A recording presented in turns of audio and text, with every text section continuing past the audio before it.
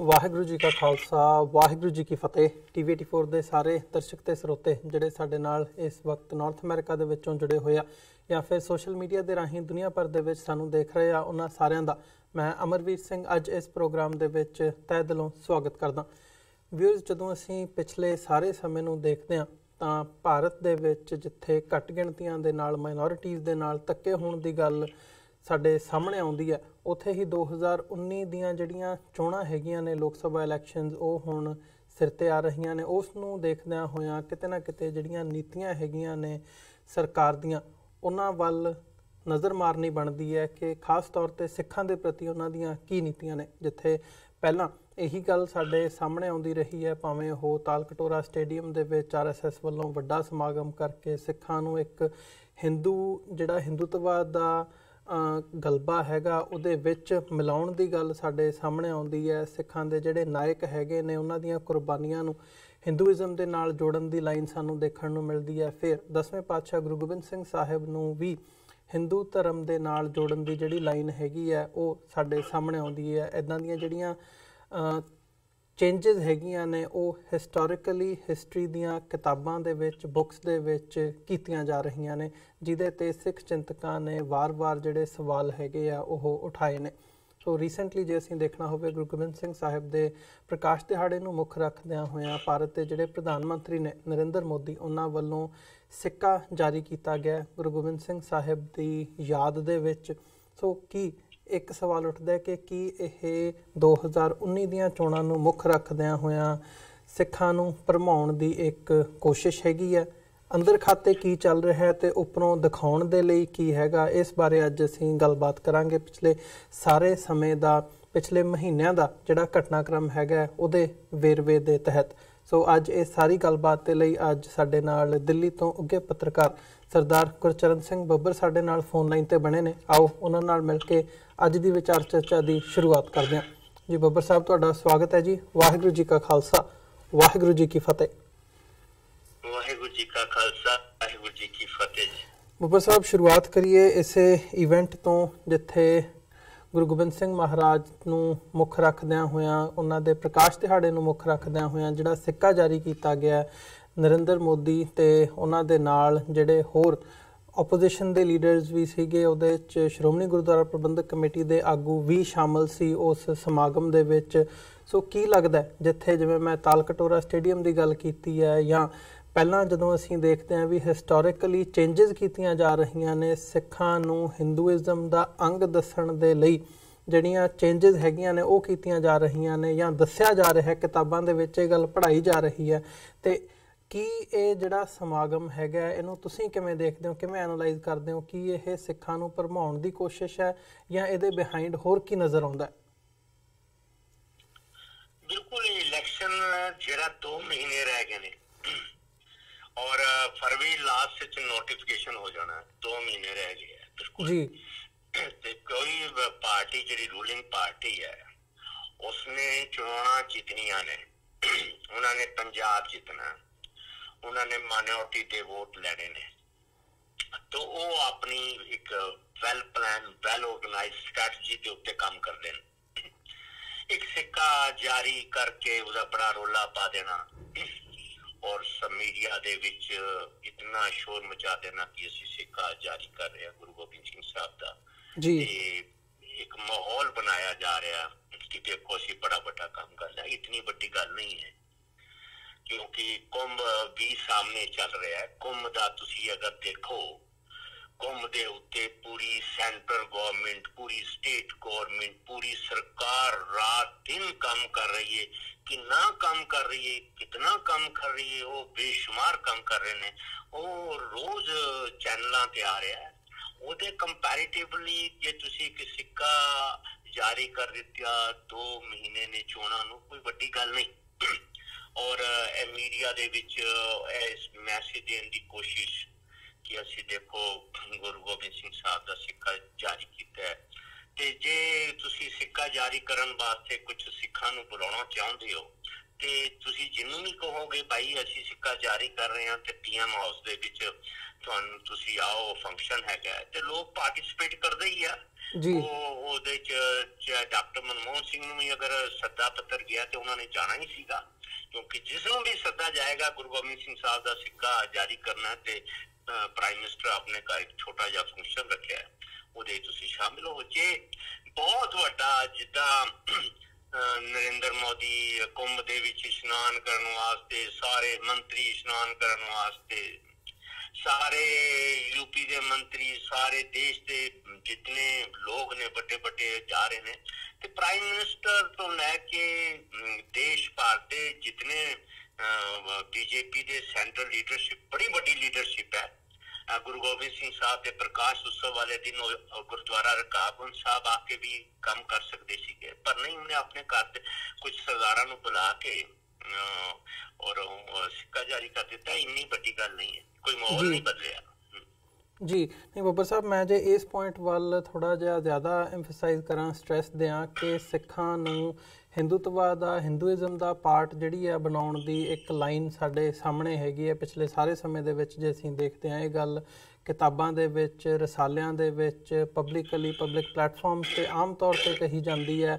RSS ਤੇ ਹੋਰ ਜਿਹੜੇ BJP ਦੇ ਲੀਡਰਸ ਹੈਗੇ ਨੇ ਉਹਨਾਂ ਦੇ ਵੱਲੋਂ ਕਿ ਸਿੱਖ ਜਿਹੜੇ ਹੈਗੇ ਨੇ ਉਹ ਹਿੰਦੂ ਧਰਮ ਦੀ ਰੱਖਿਆ ਦੇ ਲਈ ਬਣੇ ਸੀ। ਗੁਰੂ ਗੋਬਿੰਦ ਸਿੰਘ ਸਾਹਿਬ ਨੇ ਜਿਹੜੀ ਕੁਰਬਾਨੀ ਕੀਤੀ ਸੀ ਉਹਦਾ ਮੋਟਿਵ ਹਿੰਦੂ ਧਰਮ ਦੀ ਰੱਖਿਆ ਕਰਨ ਦੇ ਲਈ ਹੀ ਸੀਗਾ ਮੁਸਲਮਾਨਾਂ ਤੋਂ। ਇਹ ਇੱਕ ਜਿਹੜਾ ਨੈਰੇਟਿਵ ਹੈਗਾ ਉਹ ਬਿਲਡ ਕੀਤਾ ਜਾ ਰਿਹਾ ਹੈ, ਪਿਛਲੇ ਸਮੇਂ ਦੇ ਵਿੱਚ ਕੀਤਾ ਗਿਆ, ਇਹਦੇ 'ਤੇ ਕੰਮ ਅੱਜ ਵੀ ਹੋ ਰਿਹਾ।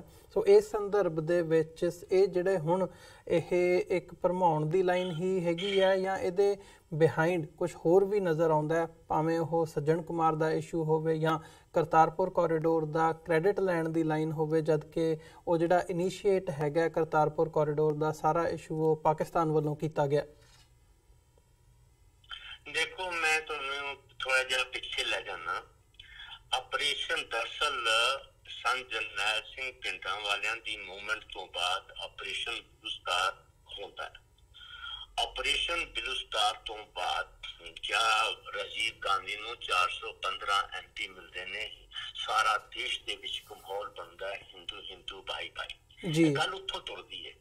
ਗੱਲ ਇਹ ਸੀ ਕਿ ਸਿੱਖਾਂ ਨੂੰ ਕਮਜ਼ੋਰ ਕਰਨ ਦੇ ਵਾਸਤੇ ਗਵਰਨਮੈਂਟ ਦੀਆਂ ਏਜੰਸੀਆਂ ਨੇ, ਸੰਘ ਪਰਿਵਾਰ ਨੇ, ਜਿਹੜੇ RSS ਦੇ ਥਿੰਕ ਟੈਂਕ ਨੇ, ਇਹਨਾਂ ਸਾਰਿਆਂ ਨੇ ਇੱਕ ਸਟ੍ਰੈਟਜੀ ਬੜੀ ਟੌਪ ਸੀਕ੍ਰੇਟ ਬਣਾਈ ਹੈ।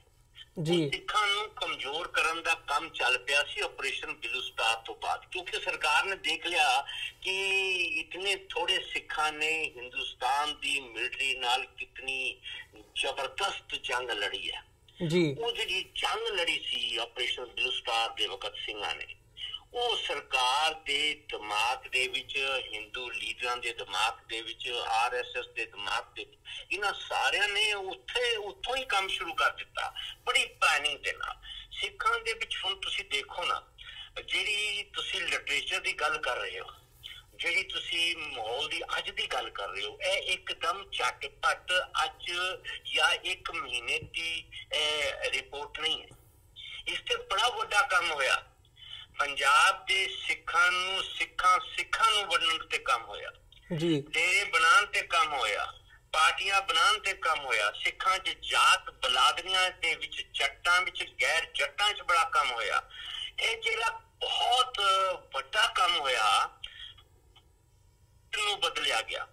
ਆਪਰੇਸ਼ਨ ਬਲੂਸਟਾਰ ਤੋਂ ਲੈ ਕੇ ਹੁਣ ਤੱਕ ਅੱਜ ਜਿਹੜੀ ਜਨਰੇਸ਼ਨ ਹੈ ਜਿਹਦੀ ਉਮਰ 40-45 ਸਾਲ ਹੈ, ਉਸ ਬੰਦੇ ਦੀ ਸੋਚ ਵਿੱਚ ਬੜਾ ਫਰਕ ਆ ਗਿਆ। ਉਹ ਫਰਕ ਆਉਣ ਦਾ ਜਿਹੜਾ ਕਾਰਨ ਹੈ ਉਹ ਸੰਘ ਪਰਿਵਾਰ, ਉਹ ਸਰਕਾਰੀ ਏਜੰਸੀਆਂ ਨੇ ਲੈ ਕੇ ਆਉਂਦਾ। ਉਹਦਾ ਹੀ ਨਤੀਜਾ ਹੈ ਜਿਹੜਾ ਹੁਣ ਜਿਹੜੇ ਲੋਕ ਗੁਰੂਆਂ ਨੂੰ ਹਿੰਦੂ ਕਹਿ ਰਹੇ ਨੇ, ਜਿਹੜੇ ਲੋਕ ਗੁਰੂਆਂ ਨੂੰ ਹਿੰਦੂਆਂ ਦਾ ਹਿੱਸਾ ਕਹਿ ਰਹੇ ਨੇ, ਹਿੰਦੂ ਹੀ ਨੇ ਗੁਰੂ ਜਿਹੜੇ ਨੇ, ਉਹਨਾਂ ਨੇ ਹੀ ਸਿੱਖ ਬਣਾਏ ਨੇ ਤੇ ਹਿੰਦੂਆਂ ਦੀ ਰੱਖਿਆ ਕਰਨ ਵਾਸਤੇ ਆਏ ਨੇ। ਇਹ ਜਿਹੜੀ 45 ਸਾਲ ਦੀ ਉਮਰ ਦੇ ਲੋਕ ਨੇ ਸਿੱਖਾਂ ਦੇ ਵਿੱਚ, ਉਹਨਾਂ 'ਚ ਬਹੁਤ ਵੱਡੀ ਗਿਣਤੀ ਦੇ ਦਿਮਾਗ 'ਚ ਇਹ ਗੱਲ ਬੈਠ ਗਈ ਹੈ। ਇਹ ਪਠਾਨ ਦੇ ਵਿੱਚ ਸਰਕਾਰਾਂ ਨੇ, ਥਿੰਕ ਟੈਂਕਾਂ ਨੇ, RSS ਨੇ ਬੜੇ ਵੱਡੇ ਪੱਧਰ ਤੇ ਟੌਪ ਸੀਕ੍ਰੇਟ ਕੰਮ ਕੀਤਾ, ਜਿਹਦੇ ਨਤੀਜੇ ਹੁਣ ਆ ਰਹੇ ਨੇ ਬੜੇ ਖੁੱਲ ਕੇ। ਜਿਸ ਵਕਤ ਨਰਿੰਦਰ ਮੋਦੀ ਸੰਘ ਪਰਿਵਾਰ, RSS, BJP ਡੰਕੇ ਦੀ ਚੋਟ ਨਾਲ ਮੀਡੀਆ ਦੇ ਵਿੱਚ ਆ ਕੇ, ਰੈਲੀਆਂ ਦੇ ਵਿੱਚ ਆ ਕੇ, ਗੁਰਦੁਆਰਿਆਂ ਦੇ ਵਿੱਚ ਆ ਕੇ, ਸਿੱਖਾਂ ਦੇ ਇਕੱਠਾਂ 'ਚ ਆ ਕੇ ਸਿੱਖਾਂ ਨੂੰ ਹਿੰਦੂਆਂ ਨਾਲ ਜੋੜ ਰਹੇ ਨੇ ਔਰ ਕਹਿ ਰਹੇ ਨੇ ਗੁਰੂ ਜਿਹੜੇ ਨੇ ਹਿੰਦੂ ਨੇ, ਹਿੰਦੂ ਪਰਿਵਾਰਾਂ ਤੋਂ ਨੇ। ਗੁਰੂ ਨਾਨਕ ਜਿਹੜੇ ਸਨ ਉਹ ਹਿੰਦੂ ਨੇ, ਉਹਨਾਂ ਦੇ ਪਿਤਾ ਜੀ ਹਿੰਦੂ ਸਨ, ਉਹਨਾਂ ਦੀ ਮਾਤਾ ਹਿੰਦੂ ਸੀ। ਇਹ ਸਾਰੇ ਗੁਰੂ, 9ਵੇਂ ਗੁਰੂ ਤੱਕ ਹਿੰਦੂ ਨੇ। ਇਹ ਜਿਹੜਾ ਬੋਲ ਰਹੇ ਨੇ ਦੱਬ ਕੇ, ਤੇ ਸਿੱਖਾਂ 'ਚੋਂ ਰਿਐਕਸ਼ਨ ਨਹੀਂ ਆ ਰਿਹਾ। ਸਿੱਖ ਵਿਰੋਧ ਨਹੀਂ ਕਰ ਰਹੇ, ਸਿੱਖ ਸੁਣ ਰਹੇ ਨੇ, ਸਿੱਖ ਹਜਮ ਕਰ ਰਹੇ ਨੇ। ਹਜਮ ਹੋ ਰਿਹਾ ਹੈ ਕਿਉਂਕਿ 45 ਸਾਲ ਦੀ ਉਮਰ ਤੱਕ ਦਾ ਜਿਹੜਾ ਸਿੱਖ ਬੱਚਾ ਹੈ, ਜਵਾਨ ਹੋ ਗਿਆ ਹੈ, ਬੱਚੇ ਤੋਂ ਲੈ ਕੇ 45 ਸਾਲ ਦੀ ਉਮਰ ਹੋ ਗਈ ਹੈ, ਉਸਨੂੰ ਤੁਸੀਂ ਆਪਰੇਸ਼ਨ ਬਲੂਸਟਾਰ ਤੋਂ ਲੈ ਕੇ ਹੁਣ ਤੱਕ ਜੋ ਫੀਡ ਦਿੰਦੇ ਰਹੇ ਹੋ, ਜੋ ਤੁਸੀਂ ਉਹਨੂੰ ਸਮਝਾਉਂਦੇ ਰਹੇ ਹੋ, ਉਹ ਸਮਝਦਾ ਗਿਆ। ਤੇ ਹੁਣ ਹਾਲਾਤ ਇਹ ਨੇ ਕਿ ਸਿੱਖਾਂ ਦੇ ਲਿਟਰੇਚਰ ਦੇ ਵਿੱਚ ਥਾਂ ਥਾਂ ਇਹ ਕਿਤਾਬਾਂ ਜਿਹੜੀਆਂ ਆ ਰਹੀਆਂ ਨੇ, ਮੀਡੀਆ ਦੇ ਵਿੱਚ ਆ ਰਿਹਾ ਹੈ, ਗੁਰਦੁਆਰਿਆਂ ਦੀਆਂ ਸਟੇਜਾਂ ਤੇ ਜਿਹੜੇ ਭਾਸ਼ਣ ਹੋ ਰਹੇ ਨੇ, ਉਹ ਸਿੱਖਾਂ ਦਾ ਵਿਰੋਧ ਨਾ ਕਰਨਾ ਇਸ ਗੱਲ ਦਾ ਪ੍ਰਮਾਣ ਹੈ। ਇਸ ਗੱਲ ਦਾ ਪ੍ਰਮਾਣ ਹੈ ਕਿ ਸਿੱਖਾਂ ਦੀ ਸੋਚ ਨੂੰ ਬਦਲ ਦਿੱਤਾ ਹੈ ਸੰਘ ਪਰਿਵਾਰ ਨੇ। ਜੀ ਬੱਬਰ ਸਾਹਿਬ, ਜੇ ਇਹਦੇ ਹੱਲ ਵੱਲ ਅਸੀਂ ਦੇਖਣਾ ਹੋਵੇ ਤਾਂ ਇਦਾਂ ਦੀਆਂ ਜਿਹੜੀਆਂ ਗੱਲਾਂ ਹੈਗੀਆਂ ਨੇ, ਉਹ ਬਹੁਤੇ ਲੋਕਾਂ ਦੇ ਵਿੱਚ ਅਸੀਂ ਜਦੋਂ ਗੱਲਬਾਤ ਕਰਦੇ ਹਾਂ ਤਾਂ ਇਹ ਗੱਲ ਸਾਹਮਣੇ ਆਉਂਦੀ ਹੈ ਕਿ ਉਹਨਾਂ ਨੂੰ ਸਮਝ ਨਹੀਂ ਲੱਗਦੀਆਂ, ਪਤਾ ਨਹੀਂ ਲੱਗਦਾ। ਜਾਂ ਜਿਵੇਂ ਹੁਣ ਇਹ ਸਮਾਗਮ ਦੀ ਗੱਲ ਹੈਗੀ ਹੈ, ਬਹੁਤੇ ਲੋਕ ਉਹ ਨੇ ਜਦੋਂ ਗਰਾਊਂਡ ਲੈਵਲ 'ਤੇ ਦੇਖਦੇ ਆ ਜਿਹੜੇ ਇਹਨਾਂ ਨੂੰ ਐਪਰੀਸ਼ੀਏਟ ਕਰਦੇ ਨੇ ਕਿ ਜੀ ਠੀਕ ਹੈ, ਗੁਰੂ ਗੋਬਿੰਦ ਸਿੰਘ ਸਾਹਿਬ ਦੇ ਯਾਦ ਦੇ ਵਿੱਚ ਉਹਨਾਂ ਦੇ ਪ੍ਰਕਾਸ਼ ਦਿਹਾੜੇ ਨੂੰ ਸਮਰਪਿਤ ਸਮਾਗਮ ਹੋ ਰਿਹਾ ਹੈ, ਸਾਨੂੰ ਸ਼ਮੂਲੀਅਤ ਕਰਨੀ ਚਾਹੀਦੀ ਹੈ, ਇਹਦੇ ਵਿੱਚ ਗਲਤ ਗੱਲ ਕੀ ਹੈਗੀ ਹੈ। ਜਾਂ ਗੁਰੂ ਨਾਨਕ ਸਾਹਿਬ ਦੇ ਪ੍ਰਕਾਸ਼ ਦਿਹਾੜੇ ਨੂੰ ਲੈ ਕੇ ਜਿਹੜੀਆਂ ਸੈਲੀਬ੍ਰੇਸ਼ਨਸ ਦੁਨੀਆ ਭਰ ਦੇ ਵਿੱਚ ਹੋ ਰਹੀਆਂ ਨੇ, ਇੰਡੀਅਨ ਐਡਮਿਨਿਸਟ੍ਰੇਸ਼ਨ ਵੱਲੋਂ ਵੀ ਜਿਹੜੀਆਂ ਨੇ ਉਹ ਕੀਤੀਆਂ ਜਾ ਰਹੀਆਂ ਨੇ, ਉਹਨਾਂ ਦੇ ਵਿੱਚ ਵੀ ਜਿਹੜੀ ਸ਼ਮੂਲੀਅਤ ਹੈਗੀ ਹੈ ਉਹ ਕਰਨੀ ਚਾਹੀਦੀ ਹੈ। ਇਹਦੇ ਵਿੱਚ ਗਲਤ ਗੱਲ ਕੀ ਹੈ? ਸੋ ਇਹਦੇ ਬਿਹਾਈਂਡ ਕਿਵੇਂ ਦੇਖਿਆ ਜਾ ਸਕਦਾ ਹੈ ਜਾਂ ਕੀ ਚੇਂਜ ਕੀਤਾ ਜਾ ਸਕਦਾ ਤਾਂ ਕਿ ਗਰਾਊਂਡ ਲੈਵਲ 'ਤੇ ਲੋਕਾਂ ਨੂੰ, ਸਿੱਖ ਸੰਗਤਾਂ ਨੂੰ ਇਹਨਾਂ ਗੱਲਾਂ ਦੀ ਸਮਝ ਆ ਸਕੇ, ਇਹਨਾਂ ਚਾਲਾਂ ਦੀ ਸਮਝ ਆ ਸਕੇ? ਦੇਖੋ ਜੀ, ਸਿੱਖ ਕੋਈ ਬੁਰਾ ਮੰਨੇ ਕੋਈ ਚੰਗਾ ਬਣੇ, ਮੇਰਾ ਕੰਮ ਤੇ ਲਿਖਣਾ ਹੈ। ਮੈਂ ਜੋ ਦੇਖਦਾ ਸਮਝਦਾ ਉਹ ਲਿਖਦਾ ਵੀ ਹਾਂ। ਮੈਂ ਤੇ ਆਪਣੀ ਸੋਚ ਦੇ ਮੁਤਾਬਕ ਤੁਹਾਨੂੰ ਦੱਸ ਸਕਦਾ ਜਿਸ ਤਰ੍ਹਾਂ ਦਾ ਇਨਵਾਇਰਨਮੈਂਟ ਮੈਂ ਦਿੱਲੀ 'ਚ ਬੈਠ ਕੇ ਸੈਂਟਰਲ ਲੀਡਰਸ਼ਿਪ ਦਾ ਦੇਖ ਰਿਹਾ, ਜਿਸ ਤਰ੍ਹਾਂ ਦਾ ਇਨਵਾਇਰਨਮੈਂਟ ਮੈਂ RSS ਦਾ ਦੇਖ ਰਿਹਾ, ਜਿਸ ਤਰ੍ਹਾਂ ਦਾ ਮਾਹੌਲ ਮੈਂ ਜ਼ਮੀਨ ਤੋਂ ਲੈ ਕੇ ਉਤਲੀ ਲੀਡਰਸ਼ਿਪ ਤੱਕ ਦੇਖ ਰਿਹਾ। ਮੈਂ ਤੋਂ ਦੂਸਰੀ ਤਰਫ ਮੈਂ ਸਿੱਖਾਂ ਦੇ ਧੜਿਆਂ ਦੇ ਵਿੱਚ ਬੈਠ ਕੇ ਸਾਰਿਆਂ ਲੀਡਰਸ਼ਿਪ ਜਿਹੜੀ ਜਿੰਨੀ ਕੁ ਹੈ ਧੜਿਆਂ ਵਿੱਚ, ਛੋਟੀ ਮੋਟੀ ਲੀਡਰਸ਼ਿਪ, ਉਹਨਾਂ ਵੱਲ ਜਦ ਦੇਖ ਰਿਹਾ, ਝਾਤੀ ਮਾਰ ਰਿਹਾ, ਮੈਨੂੰ ਲੱਗਦਾ ਕੰਮ ਬੜਾ ਔਖਾ ਹੋ ਗਿਆ ਸਿੱਖ ਕੌਮ ਵਾਸਤੇ। ਸਿੱਖ ਕੌਮ ਵਾਸਤੇ ਬੜਾ ਹੀ ਔਖਾ ਕੰਮ ਹੋ ਗਿਆ। ਹੁਣ ਆਮ ਸਿੱਖਾਂ ਨੂੰ ਸਮਝਾਉਣਾ ਵੀ ਬੜਾ ਔਖਾ ਹੋ ਗਿਆ ਕਿਉਂਕਿ ਬੜਾ ਵੱਡਾ ਘੇਰਾ ਪਾਇਆ ਗਿਆ ਹੈ ਔਰ ਬਹੁਤ ਵੱਡਾ ਹੋਮਵਰਕ ਕੀਤਾ ਗਿਆ। ਉਸ ਹੋਮਵਰਕ ਦੇ ਉੱਤੇ ਥਿੰਕ ਟੈਂਕਾਂ ਨੇ ਸਿੱਖਾਂ ਨੂੰ ਆਪਣੀ ਮੁੱਠੀ ਵਿੱਚ ਕਰ ਲਿਆ। ਉਹ ਜਿਹੜੇ ਕੁਝ ਡੀਆਂ ਮਾਰਦੇ ਨੇ ਬੜੀਆਂ ਬੜੀਆਂ, ਉਹ ਬੇਸ਼ੱਕ ਮਾਰੀ ਜਾਣ, ਅਸੀਂ ਇਹ ਹਾਂ ਅਸੀਂ ਉਹ ਹਾਂ। ਕਿਸੇ ਵੀ ਵੱਡੀ ਸੰਸਥਾ ਨੇ ਕਾਊਂਟਰ ਨਹੀਂ ਕੀਤਾ, ਵਿਰੋਧ ਨਹੀਂ ਕੀਤਾ। ਤੁਸੀਂ ਵਿਰੋਧ ਹੀ ਨਹੀਂ ਕੀਤਾ ਤੇ ਲੋਕ ਤੇ ਹੁਣ ਤੁਸੀਂ ਕਹਿੰਦੇ ਹੋ ਇਹਦਾ ਹੱਲ ਕੀ ਹੈ? ਹੱਲ ਜਿਹੜਾ ਹੈ ਇੰਡੀਵਿਜੂਅਲ ਕੋਈ ਵੀ ਨਹੀਂ ਕਰ ਸਕਦਾ ਕਿਉਂਕਿ ਸ਼੍ਰੋਮਣੀ ਕਮੇਟੀ ਸਾਡੇ ਜਿਹੜੀ ਹੈ ਉਹ ਉਹਨਾਂ ਦੀ ਹਾਂ ਮਿਲਾਉਂਦੀ ਆ। ਦਿੱਲੀ ਸਿੱਖ ਗੁਰਦੁਆਰਾ ਪ੍ਰਬੰਧਕ ਕਮੇਟੀ ਤੇ ਸਾਰੀ BJP ਦੀ ਹੈ। ਉੱਥੇ ਤੇ ਮੈਂਬਰ ਵੀ BJP ਦੇ, ਕੌਂਸਲਰ ਵੀ BJP ਦੇ, MLA ਵੀ BJP ਦੇ। ਇਦਾਂ ਜਾਪਦਾ ਜਿੱਦਾਂ ਦਿੱਲੀ ਗੁਰਦੁਆਰਾ ਕਮੇਟੀ ਦਾ ਦਫ਼ਤਰ ਵੀ BJP ਦਾ। ਇਦਾਂ ਹੀ ਸ਼੍ਰੋਮਣੀ ਕਮੇਟੀ ਦਾ ਹਾਲ ਹੈ। ਚੋਲਾ ਤੇ ਉਹਨਾਂ ਨੇ ਪਾ ਰੱਖਿਆ ਆਪਣਾ ਦੂਸਰਾ, ਪਰ ਸਾਰਾ ਕੰਮ ਜਿਹੜਾ ਚੱਲ ਰਿਹਾ ਭਰਾ ਜੀ ਉਹ ਸਾਰਾ ਸੰਘ ਪਰਿਵਾਰ ਦਾ ਚੱਲ ਰਿਹਾ। ਔਰ ਸੰਘ ਪਰਿਵਾਰ ਨੇ ਦੇਖੋ, ਮੈਂ ਬੜਾ ਹੈਰਾਨ ਹੋਣਾ ਸਿੱਖ ਵਿਦਵਾਨਾਂ ਦੇ ਬਾਰੇ, ਸਿੱਖ ਜਿਹੜੇ ਚਿੰਤਨ ਨੇ, ਬੜਾ ਫਿਕਰਮੰਦ ਨੇ ਉਹਨਾਂ ਦੇ ਬਾਰੇ।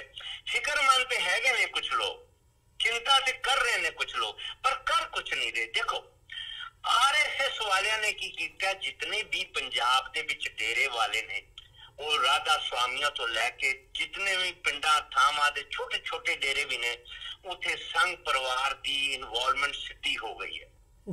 ਤੁਸੀਂ ਨਾਮਧਾਰੀਆਂ ਦੇ ਵਿੱਚੋਂ ਦੇਖੋ, ਨਿਰੰਕਾਰੀਆਂ ਵਿੱਚੋਂ ਦੇਖੋ, ਤੁਸੀਂ ਰਾਮ ਰਹੀਮ ਵਿੱਚ ਦੇਖੋ, ਤੁਸੀਂ ਰਾਧਾ ਸਵਾਮੀ ਦੇਖੋ, ਤੁਸੀਂ ਮੈਂ ਕਹਿਣਾ ਸ਼੍ਰੋਮਣੀ ਕਮੇਟੀ ਤੇ ਦੇਖੋ, ਤੁਸੀਂ ਦਿੱਲੀ ਕਮੇਟੀ ਦੇਖੋ, ਤੁਸੀਂ ਸਿੱਖਾਂ ਦੇ ਸਾਰੇ ਜਿਤਨੀਆਂ ਜਾਤ ਬਲਾਦਰੀਆਂ ਛੋਟੀਆਂ ਛੋਟੀਆਂ ਸਾਡੀਆਂ ਹੈਗੀਆਂ, ਉਹਨਾਂ ਸਾਰਿਆਂ ਦੇ ਵਿੱਚ ਇਹਨਾਂ ਨੇ ਹੋਮਵਰਕ ਕਰਕੇ ਆਪਣੇ ਆਪ ਨੂੰ ਖੜਾ ਕਰ ਦਿੱਤਾ ਤੇ ਔਖਾ ਹੋ ਗਿਆ, ਬੜਾ ਔਖਾ ਕੰਮ ਹੋ ਗਿਆ। ਲਿਟਰੇਚਰ ਬਦਲੇ ਗਏ ਜੀ। ਤੁਸੀਂ ਦੇਖੋ ਇਲੈਕਟ੍ਰੋਨਿਕ ਮੀਡੀਆ ਦੇ ਜਿੰਨੇ ਛੋਟੇ ਛੋਟੇ ਚੈਨਲ ਨੇ ਸਾਰਿਆਂ ਦੀ ਭਾਸ਼ਾ ਬਦਲ ਗਈ, ਸਾਰਿਆਂ ਦਾ ਰੋਲ, ਕਿਉਂਕਿ ਪੈਸਾ ਕੰਮ ਕਰ ਰਿਹਾ ਹੈ, ਤਾਕਤ ਕੰਮ ਕਰ ਰਹੀ ਹੈ ਔਰ ਉਹਦੇ ਤੰਗ ਕਰ ਰਹੇ ਨੇ। ਇਹ ਸਾਰੀਆਂ ਚੀਜ਼ਾਂ ਜਿਸ ਤਰਫ ਹੋਣ, ਹੁਣ ਬਾਬਿਆਂ ਨੂੰ ਸਭ ਕੁਝ ਮਿਲੇ, ਪੈਸਾ ਵੀ ਮਿਲੇ, ਸ਼ੋਹਰਤ ਵੀ ਮਿਲੇ, ਤਾਕਤ ਵੀ ਮਿਲੇ, ਸਿਕਿਉਰਿਟੀ ਵੀ ਮਿਲੇ, ਥਾਵਾਂ ਵੀ ਮਿਲਣ ਤੇ ਬਾਬੇ ਆਪੇ ਜੀ ਕਰਨਗੇ ਹਾਂ ਜੀ ਗੁਰੂ ਨਾਨਕ ਹਿੰਦੂ ਸਨ, ਗੁਰੂ ਗੋਬਿੰਦ ਸਿੰਘ ਸਾਹਿਬ ਦੇ ਪਿਤਾ ਜੀ ਵੀ ਹਿੰਦੂ ਸਨ, ਇਹ ਸਾਰੇ ਹਿੰਦੂ ਸਨ, ਇਹਨਾਂ ਨੇ ਹਿੰਦੂਆਂ ਨੂੰ ਹੀ ਤੇ ਬਚਾਇਆ ਹੈ ਤੇ ਸਾਡੇ ਹੀ ਨੇ, ਅਸੀਂ ਇਹਨਾਂ ਦੇ ਆ।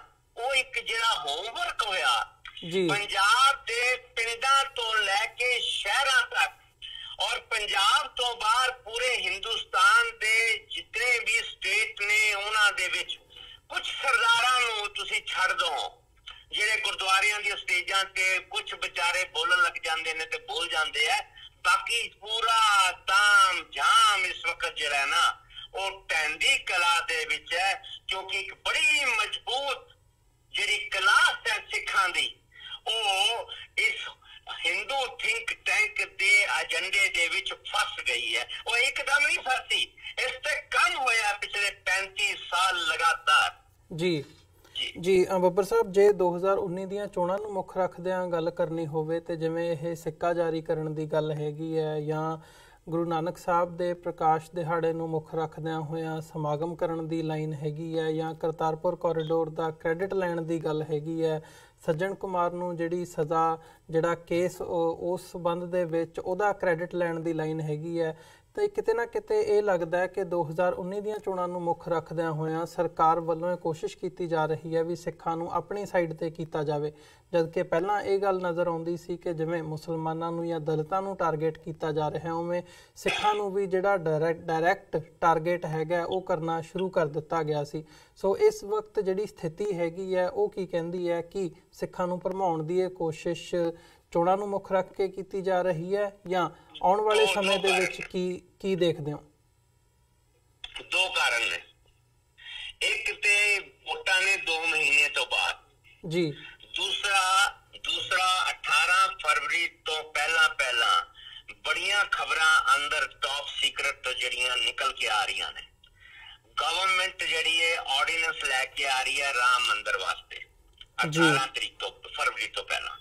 ਉਹਨਾਂ ਨੇ ਜਦ ਆਰਡੀਨੈਂਸ ਲੈ ਕੇ ਆਉਣਾ ਤੇ ਨਾਲ ਹੀ ਕਾਰ ਸੇਵਾ ਦੀ ਸ਼ੁਰੂ ਕਰ ਦੇਣੀ ਤੇ ਉਹਨਾਂ ਦੀ ਇਸ ਵਕਤ ਧਿਆਨ ਹੈ ਕਿ ਸਾਰੇ ਬਾਕੀਆਂ ਨੂੰ ਰਾਜੀ ਰੱਖੀਏ, ਸਿੱਖਾਂ ਨੂੰ, ਸਾਰੇ ਸਿੱਖ ਸੰਗਠਨਾਂ ਨੂੰ, ਹਿੰਦੂਆਂ ਨੂੰ, ਬਾਕੀਆਂ ਨੂੰ ਕੁਛ ਨਾ ਕਹੀਏ ਤੇ ਸਿਰਫ ਉਹਨਾਂ ਦਾ ਫੋਕਸ ਹੈਗਾ ਰਾਮ ਮੰਦਿਰ ਤੇ ਰਾਮ ਮੰਦਿਰ ਅਗਰ ਬੀਜੇਪੀ ਨੇ ਚੋਣਾਂ ਤੋਂ ਪਹਿਲਾਂ ਨਰਿੰਦਰ ਮੋਦੀ ਨੇ ਰਾਮ ਮੰਦਿਰ ਦੀ ਸੇਵਾ ਸ਼ੁਰੂ ਨਾ ਕੀਤੀ ਤੇ ਮੋਦੀ ਘਰ ਬੈਠ ਜਾਏਗਾ ਜੀ।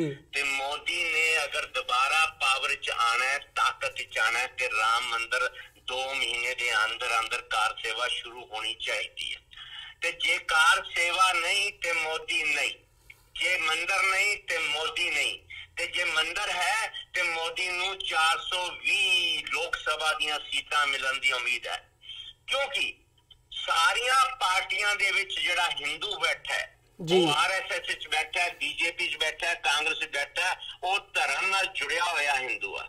ਉਹਨੂੰ ਅਗਰ ਲੱਗਿਆ ਕਿ ਰਾਮ ਮੰਦਿਰ ਦੀ ਕਾਰ ਸੇਵਾ ਸ਼ੁਰੂ ਹੋ ਗਈ ਹੈ ਤੇ ਮੋਦੀ ਕਰ ਰਿਹਾ ਤੇ ਉਹ ਇੱਕ ਵੋਟ ਜਿਹੜਾ ਉਧਰ ਜਾ ਸਕਦਾ ਹੈ, ਕਿਉਂਕਿ ਇਹਨਾਂ ਦੀ ਇੱਕ ਬੜੀ ਵੱਡੀ ਕਾਲ ਆਉਣ ਵਾਲੀ ਹੈ। 100 ਦਾ ਨੋਟ 1 ਵੋਟ। ਮੋਦੀ ਮੰਦਿਰ ਬਣਾ ਰਿਹਾ ਹੈ, ਦੁਬਾਰਾ ਲੈ ਕੇ ਆਓਗੇ ਮੋਦੀ ਨੂੰ ਤੇ ਮੰਦਿਰ ਬਣਦਾ ਰਹੇਗਾ। ਜੇ ਮੋਦੀ ਦੁਬਾਰਾ ਨਾ ਆਇਆ ਤੇ ਮੰਦਿਰ ਨਹੀਂ ਬਣੇਗਾ। ਆ ਜਿਹੜਾ ਬਹੁਤ ਵੱਡਾ ਵੈਪਨ ਇਸਤੇਮਾਲ ਕਰਨਗੇ, ਇਹ ਪੂਰਾ ਮੋਦੀ ਨੇ ਇਲੈਕਸ਼ਨ ਪੂਰਾ ਜਿੱਤ ਜਾਣਾ ਹੈ, ਲੈ ਜਾਣਾ ਹੈ, ਦੁਬਾਰਾ ਪਾਵਰ ਚ ਆ ਜਾਣੀ ਹੈ। ਇੱਕ ਕਾਰਨ ਹੈ ਕਿ ਐਸੇ ਮੌਕੇ ਤੇ ਇੱਕ ਵੱਡੀ ਸਿੱਖ ਕੌਮ ਜਿਹੜੀ ਹੈ ਉਹ ਇਸ ਦੇ ਉੱਤੇ ਖੜੇ ਨੇ ਜੀ ਤੇ ਸਿੱਖਾਂ ਇੱਕ ਮੈਸੇਜ ਆ ਰਿਹਾ ਬੜਾ ਪਿਆਰ ਵਾਲਾ। ਦੇਖੋ ਜੀ ਅਸੀਂ ਕਰਤਾਰਪੁਰ ਵਾਲਾ ਵੀ ਕੰਮ ਕਰ ਲਿਆ, ਦੇਖੋ ਜੀ ਅਸੀਂ ਸੱਜਣ ਕੁਮਾਰ ਦਾ ਕਰਤਾ, ਜਦਕਿ ਸੱਜਣ ਕੁਮਾਰ ਦਾ ਕੋਟ ਨਹੀਂ ਕੀਤਾ, ਇਹਨਾਂ ਦਾ ਕਿਹਦੇ ਨਾਲ ਦੇਣਾ। ਤੇ ਜੇ ਦੇਖੋ ਜੀ ਅਸੀਂ ਸਿੱਕਾ ਜਾਰੀ ਕਰ ਦਿੱਤਾ, ਉਹ ਦੇਖੋ ਜੀ ਸਿੱਖ ਸਾਡੇ ਨੇ, ਦੇਖੋ ਜੀ ਗੁਰੂ ਸਾਡੇ ਨੇ, ਦੇਖੋ ਜੀ ਅਸੀਂ ਗੁਰਦੁਆਰਿਆਂ ਜਾਂਦੇ ਹਾਂ, ਦੇਖੋ ਜੀ ਬਾਣੀ ਸਾਰੀ ਹਿੰਦੂਆਂ ਨਾਲ ਭਰੀ ਪਈ ਹੈ, ਹਿੰਦੂ ਸੰਤਾਂ ਫਕੀਰਾਂ ਨਾਲ, ਹਿੰਦੂ ਮਹਾਂਪੁਰਸ਼ਾਂ ਨਾਲ, ਦੇਖੋ ਜੀ ਇਹ ਤੇ ਅਸੀਂ ਇੱਕ ਆ ਗਏ ਹਾਂ। ਇਹ ਜਿਹੜਾ ਇੱਕ ਕਲਾਸ ਜਿਹੜੀ ਇਹ ਕੰਮ ਕਰ ਰਹੀ ਹੈ ਬੜੀ ਤਰੀਕੇ ਨਾਲ, ਕਿਉਂਕਿ ਚੋਣਾਂ ਸਿਰ ਤੇ ਖੜੀਆਂ ਨੇ ਤੇ ਮੰਦਿਰ ਸਾਹਮਣੇ ਖੜਾ ਹੈ, ਤੇ ਸਿੱਖਾਂ ਨੂੰ ਆਪਣੀ ਮੁੱਠੀ 'ਚ ਕੇਅਰ ਕਰਨਾ ਸੀ, ਉਹਨਾਂ ਨੇ ਆਪਣੀ ਮੁੱਠੀ 'ਚ ਕਰ ਲਿਆ। ਤੁਸੀਂ ਵੀਰ ਜਿੱਥੇ ਜਾ ਕੇ ਮੋਦੀ ਦਾ ਵਿਰੋਧ ਕਰਨ ਦੀ ਕੋਸ਼ਿਸ਼ ਕਰੋ, ਸਰਦਾਰ ਹੀ ਖੜੇ ਹੋ ਜਾਂਦੇ ਤੁਹਾਡਾ ਜੂੜਾ ਪੱਟਣ ਵਾਸਤੇ, ਆ ਜਾਂਦੇ ਨੇ ਇੱਕਦਮ ਹੀ ਪਕੜੀ ਤੇ ਸਿੱਧਾ ਹੀ ਹੱਥ ਬੰਨ੍ਹਦੇ, ਭੱਜਾ ਇੱਥੋਂ। ਇਦਾਂ ਦਾ ਤੇ ਮਾਹੌਲ ਬਣ ਗਿਆ। ਜੇ ਤੁਸੀਂ ਸਟੋਰੀ ਕਰ ਦੋ, ਅਸੀਂ ਸਟੋਰੀ ਕਰ ਦਿੰਦੇ ਆ, ਸਾਨੂੰ ਸਾਰਾ ਦਿਨ ਟੈਲੀਫੋਨ ਤੇ ਲੋਕ ਗਾਲਾਂ ਕੱਢਦੇ ਆ ਜੀ, ਤੁਹਾਨੂੰ ਜ਼ਿਆਦਾ ਅੱਗ ਲੱਗੀ ਹੋਈ ਹੈ, ਸਾਨੂੰ ਕਹਿੰਦੇ ਆ ਤੁਹਾਨੂੰ ਜ਼ਿਆਦਾ ਅੱਗ ਲੱਗੀ ਹੋਈ ਹੈ। ਪਹਿਲਾਂ ਨਹੀਂ ਕੁੱਟ ਪਈ, ਹੋਰ ਕੁੱਟ ਪਵਾਓਗੇ ਤੁਸੀਂ। ਪਹਿਲਾਂ ਨਹੀਂ ਲੁੱਟੇ ਪੁੱਟੇ ਗਏ 84 ਚ, ਹੋਰ ਮਰਵਾਉਣਾ ਸੀ ਸਾਨੂੰ। ਇਦਾਂ ਦਾ ਇੱਕਦਮ ਮਾਹੌਲ ਬਣ ਜਾਂਦਾ। ਤੇ ਤੁਸੀਂ ਸਿੱਖਾਂ ਦੇ ਵਿੱਚ ਫਿਰ ਜਿੱਥੇ ਜਾਂਦੇ ਹੋ ਉੱਥੇ ਏਦਾਂ ਲੱਗਦਾ ਤੁਸੀਂ ਵਿਲਨ ਹੋ, ਤੁਹਾਨੂੰ ਸਾਰੇ ਘੁਰ ਰਹੇ ਆ ਜੀ। ਏਦਾਂ ਦਾ ਤਾਂ ਮਾਹੌਲ ਬਣ ਗਿਆ ਹੈ, ਇੱਕਦਮ ਨਹੀਂ ਬਣਿਆ। ਮੈਂ ਫਿਰ ਤੁਹਾਨੂੰ ਬਾਰ-ਬਾਰ ਕਹਿ ਰਿਹਾ, 1 ਮਹੀਨੇ 'ਚ ਨਹੀਂ ਬਣਿਆ, 2 ਮਹੀਨਿਆਂ 'ਚ ਨਹੀਂ ਬਣਿਆ, 4 ਸਾਲਾਂ 'ਚ ਨਹੀਂ ਬਣਿਆ। ਇਹ ਤੇ ਆਪਰੇਸ਼ਨ ਬਲੂ ਸਟਾਰ ਤੋਂ ਬਾਅਦ ਕੰਮ ਸ਼ੁਰੂ ਕਰ ਦਿੱਤਾ ਸੀ। ਸਿੱਖਾਂ ਨੂੰ ਡੇਰਿਆਂ ਵਿੱਚ, ਬਾਬਿਆਂ ਦੇ ਵਿੱਚ, ਕਸਬਿਆਂ ਦੇ ਵਿੱਚ, ਸ਼ਹਿਰਾਂ ਦੇ ਵਿੱਚ, ਜਾਤ ਬਰਾਦਰੀਆਂ ਵਿੱਚ, ਭਾਸ਼ਾ ਦੇ ਵਿੱਚ, ਸੋਚ ਦੇ ਵਿੱਚ ਬਦਲ ਦੋ। ਇਹਨਾਂ ਦੇ ਵਿੱਚ ਅੰਦਰੂਨੀ ਇਤਨਾ ਕਰ ਦੋ ਕਿ ਇਹ ਅੰਦਰ ਆਪਣੇ ਆਪ ਵਿੱਚ ਲੱਗੇ ਰਹਿਣ। ਕੋਈ ਦਸਮ ਗ੍ਰੰਥ ਵਾਸਤੇ ਲੜ ਪਏ, ਕੋਈ ਤੁਕਾਂ ਤੇ, ਕੋਈ ਗੁਰਬਾਣੀ ਤੇ, ਕੋਈ ਸ਼ਲੋਕਾਂ ਤੇ, ਕੋਈ ਅਰਦਾਸ ਤੇ, ਕੋਈ ਸਿਮਰਨ ਤੇ, ਕੋਈ ਮਰਿਆਦਾ ਤੇ। ਇਹ ਆਪਣੇ ਆਪ ਨਹੀਂ ਹੋਇਆ, ਇਹਦੇ ਤੇ ਕੰਮ ਹੋਇਆ, ਬੜਾ ਵੱਡਾ ਕੰਮ ਹੋਇਆ ਜੀ। ਪਰ ਇਸ ਦੌਰ ਦੇ ਵਿੱਚ ਸਿੱਖ ਵਿਦਵਾਨ ਚੁੱਪ ਰਹੇ, ਸਿੱਖ ਲੀਡਰਸ਼ਿਪ ਵੈਸਟਡ ਇੰਟਰਸਟ ਤੇ ਖੜੀ ਹੋਈ। ਇਹ ਦੌਰ ਬੜਾ ਨੁਕਸਾਨ ਵਾਲਾ ਸੀ, ਜਿਸ ਨੇ ਬੜਾ ਵੱਡਾ ਨੁਕਸਾਨ ਦਿੱਤਾ ਹੈ। ਗੁਰੂ ਮਹਾਰਾਜ ਜੀ ਅਕਾਲ ਪੁਰਖ ਵੀ ਕੋਈ ਕਲਾ ਵਰਤਾਨ ਤੇ ਵਰਤੇ, ਪਰ ਮੇਰੇ ਜੋ ਅਮਰਵੀਰ ਜੀ, ਜੋ ਮੇਰੀ ਅਸੈਸਮੈਂਟ ਬਣ ਗਈ ਹੈ, ਉਹ ਆ ਹੈ ਕਿ 45 ਸਾਲ ਤੋਂ ਦੀ ਜਿਹੜੀ ਉਮਰ ਵਾਲਾ ਬੰਦਾ ਹੈ, ਉਹਦੇ ਦਿਮਾਗ ਵਿੱਚ ਇੱਕ ਬੈਠ ਗਿਆ, ਜਿਹੜਾ ਸੰਘ ਪਰਿਵਾਰ ਨੇ ਬਿਠਾ ਦਿਆ, ਉਹ ਬੈਠ ਗਿਆ। ਜੀ ਬੱਬਰ ਸਾਹਿਬ, ਤੁਹਾਡਾ ਬਹੁਤ-ਬਹੁਤ ਧੰਨਵਾਦ। ਤੁਸੀਂ ਇਸ ਸਾਰੇ ਇਸ਼ੂ ਦੇ ਉੱਤੇ ਆਪਣਾ ਸਮਾਂ ਕੱਢ ਕੇ ਸਾਡੇ ਨਾਲ ਵਿਚਾਰਾਂ ਦੀ ਸਾਂਝ ਪਾਈ ਹੈ। ਅੱਜ ਦੇ ਸ਼ੋਅ ਦੇ ਵਿੱਚ ਇੱਥੇ ਇਜਾਜ਼ਤ ਚਾਹਾਂਗੇ ਜੀ ਤੁਹਾਡੇ ਕੋਲੋਂ। ਬਹੁਤ-ਬਹੁਤ ਧੰਨਵਾਦ। ਫਤਿਹ ਦੀ ਸਾਂਝ ਪਾਈਏ ਅੰਤ ਦੇ ਵਿੱਚ। ਵਾਹਿਗੁਰੂ ਜੀ ਕਾ ਖਾਲਸਾ, ਵਾਹਿਗੁਰੂ ਜੀ ਕੀ ਫਤਿਹ। ਵਿਊਅਰਸ, ਉਮੀਦ ਕਰਦੇ ਹਾਂ ਕਿ ਜਿਹੜੀ ਅੱਜ ਦੀ ਸਾਡੀ ਇਹ ਗੱਲਬਾਤ ਸੀ ਦਿੱਲੀ ਤੋਂ ਉੱਘੇ ਪੱਤਰਕਾਰ ਸਰਦਾਰ ਗੁਰਚਰਨ ਸਿੰਘ ਬੱਬਰ ਹੋਰਾਂ ਦੇ ਨਾਲ, ਇਹ ਤੁਹਾਨੂੰ ਜ਼ਰੂਰ ਪਸੰਦ ਆਈ ਹੋਵੇਗੀ। ਸੋ ਜਾਂਦੇ ਤੁਹਾਡੇ ਚਰਨਾਂ ਦੇ ਵਿੱਚ ਬੇਨਤੀ ਵੀ ਕਰਦੇ ਹਾਂ, TV84 ਨੂੰ ਅੱਗੇ ਵਧਾਉਣ ਦੇ ਲਈ ਸਾਨੂੰ ਤੁਹਾਡੀ ਸਹਾਇਤਾ ਦੀ ਲੋੜ ਹੈ। TV84 ਨੂੰ ਡੋਨੇਟ ਕਰਨ ਦੇ ਲਈ ਤੁਸੀਂ ਸਾਡੀ ਵੈਬਸਾਈਟ www.tv84.tv ਤੇ ਜਾ ਕੇ ਸਾਨੂੰ ਡੋਨੇਟ ਕਰ ਸਕਦੇ ਹੋ ਤੇ ਮੰਥਲੀ ਡੋਨੇਸ਼ਨਸ ਦੇ ਲਈ ਪਲੈਜ ਕਰ ਸਕਦੇ ਹੋ। ਜੇ ਚੈੱਕ ਰਾਹੀਂ ਡੋਨੇਸ਼ਨਸ ਭੇਜਣੀਆਂ ਚਾਹੁੰਦੇ ਹੋ ਤਾਂ TV84 ਦੇ ਨਾਂ ਦਾ ਚੈੱਕ ਬਣਾ ਕੇ ਤੁਸੀਂ ਸਾਨੂੰ ਸਾਡੇ ਐਡਰੈਸ ਤੇ ਮੇਲ ਕਰ ਸਕਦੇ ਹੋ। 3601 37th ਐਵਨਿਊ, ਲੌਂਗ ਆਈਲੈਂਡ ਸਿਟੀ, ਨਿਊਯਾਰਕ 11101। ਵੈਬਸਾਈਟ ਇੱਕ ਵਾਰ ਫਿਰ ਦੱਸਦੇ ਹਾਂ, www.tv84.tv। ਇਸੇ ਦੇ ਨਾਲ ਵਿਊਅਰਸ, ਅਸੀਂ ਅੱਜ ਦੇ ਪ੍ਰੋਗਰਾਮ ਦੇ ਵਿੱਚ ਇੱਥੇ ਤੁਹਾਡੇ ਕੋਲੋਂ ਇਜਾਜ਼ਤ ਚਾਹਾਂਗੇ। ਦੁਬਾਰਾ ਫਿਰ ਕੱਲ੍ਹ ਨੂੰ ਤੁਹਾਡੇ ਨਾਲ ਮੁਲਾਕਾਤ ਹੋਵੇਗੀ। ਤਦ ਤੱਕ ਲਈ ਇਜਾਜ਼ਤ ਦਿਓ ਜੀ। ਵਾਹਿਗੁਰੂ ਜੀ ਕਾ ਖਾਲਸਾ, ਵਾਹਿਗੁਰੂ ਜੀ ਕੀ ਫਤਿਹ।